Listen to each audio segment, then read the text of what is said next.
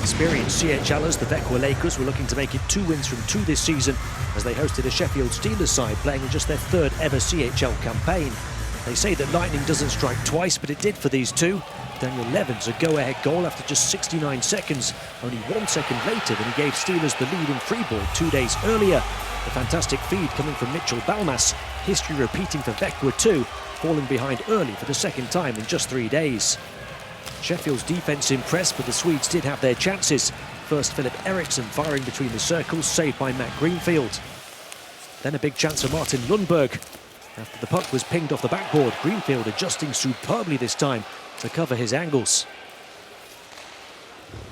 Steelers still offered a big threat in transition, a slicing left wing move, seeing Joel Janatuinen centre for Kevin Tansey, who was kept out by Emil Lamy.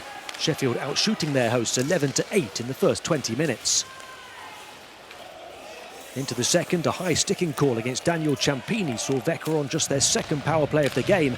Only 1 shot in the period until the numerical advantage saw their next shot make it 1-1. Joel Persson with power into traffic, diverted home by Dennis Rasmussen, his 3rd point scored in the first 2 games. But just when it looked like the tide might turn, Steelers back ahead within 2 minutes. A rocket from Ciampini to more than make amends for that previous penalty call. In the opening 2 games, 2 goals for him, 2 assists for Janatuinen. The British Grand Slam winners then looked the far better team. Sasha Gumon with the first of several big chances to double their lead, well saved by a busy Lamy.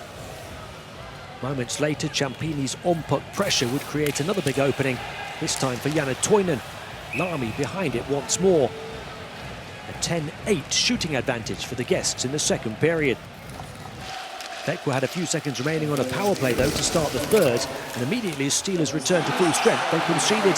Teenage talent Philip Eriksson with a deadly diversion of the disc past Greenfield, assisted by Erik Martinsson, before Sheffield could get their 5th man back into position.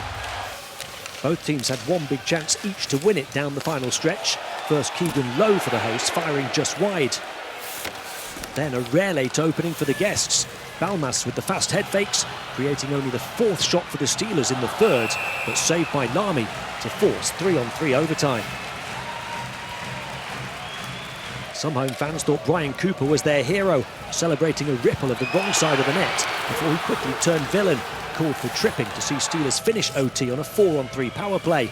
Launching a barrage of shots, Levin came as close as imaginable with the tip off the post, but Sheffield weren't to be deterred. With only 17 seconds of OT remaining, a moment to go down in club history. Captain Robert Dowd crossing for Mark Valorant to win the game.